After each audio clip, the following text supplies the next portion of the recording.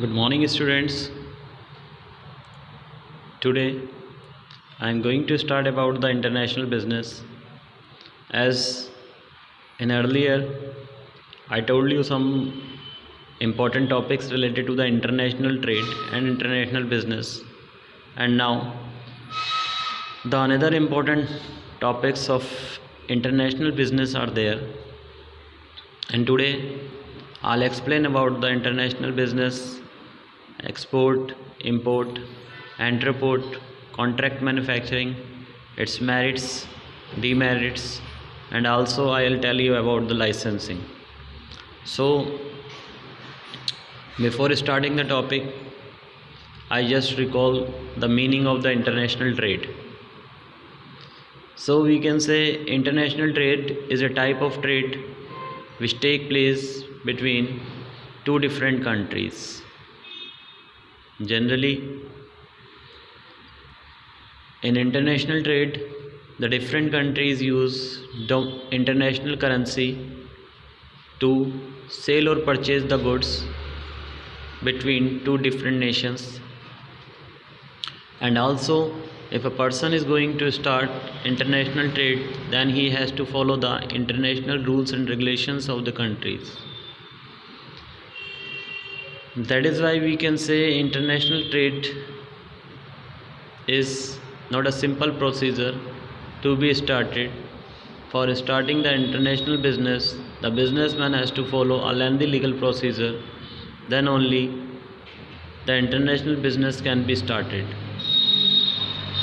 So students, we can say international business is a type of business which take place beyond the physical boundaries of the countries, in which at least two countries should participate, in which we can also say that if one country is going to invest its money in another company, then also it comes under the international business.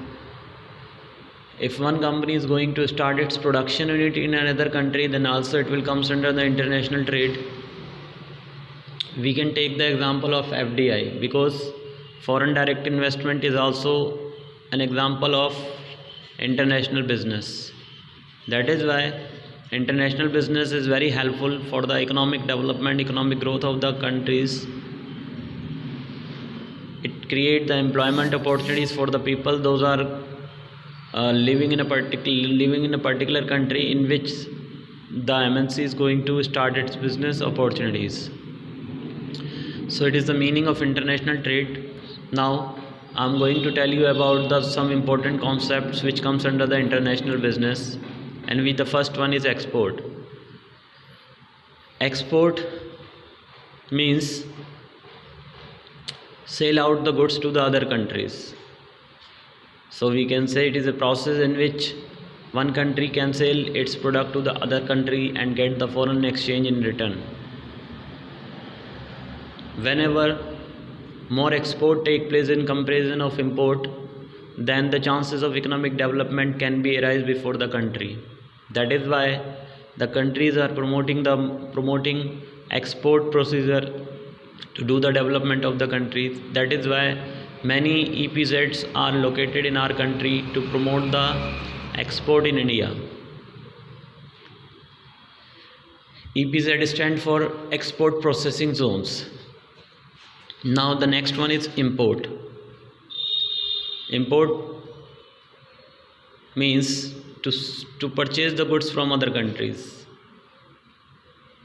So whenever a businessman is going to purchase something from other countries, then it will comes under the comes under the import.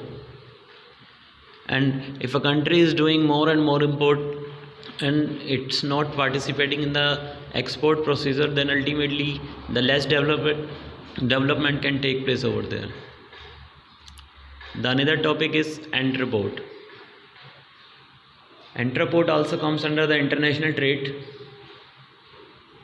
It's mean purchasing of product from other country, but not for the consumption, for the selling purpose to the other country.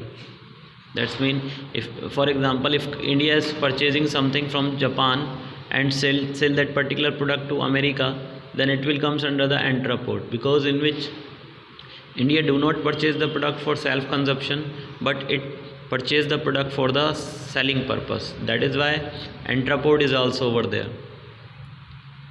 Now the next topic is contract manufacturing.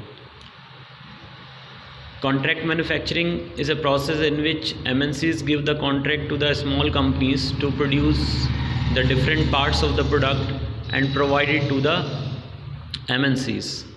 Generally, in contract manufacturing, MNCs hire the domestic companies to produce the different parts of the product, because MNCs know that the domestic companies know about the preferences, domestic companies know about the taste, domestic companies know about the purchasing power of the customer, so that the companies can easily produce the product according as per the need of the customer.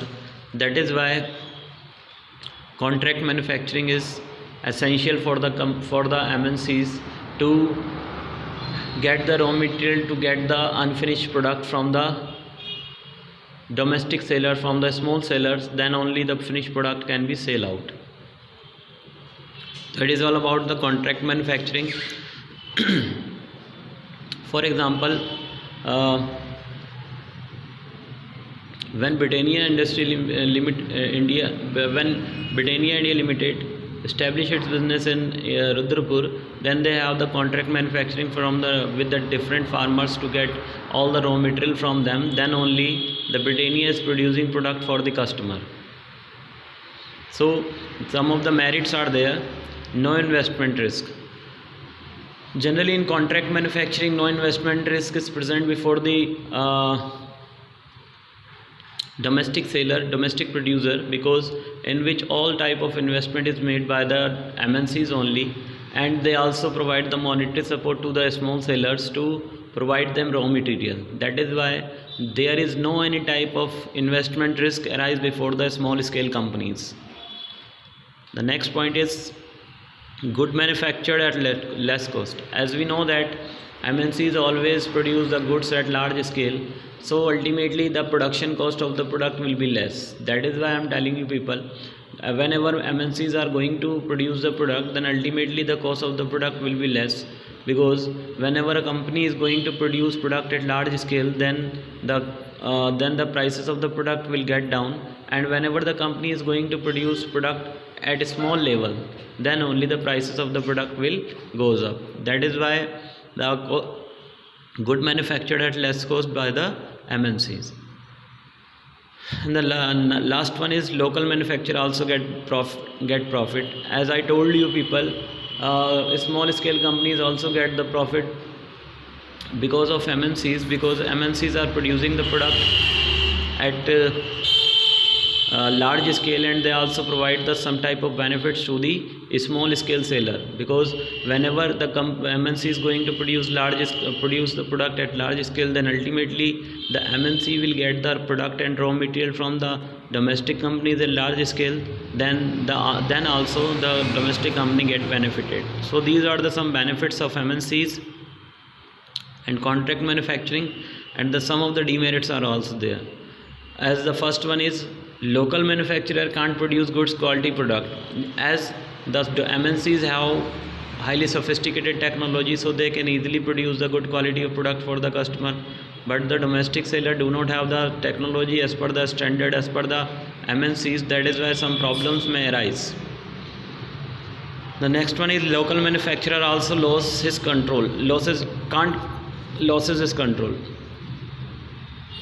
As in the case of contract manufacturing, all the control will lies in the hand of the MNCs.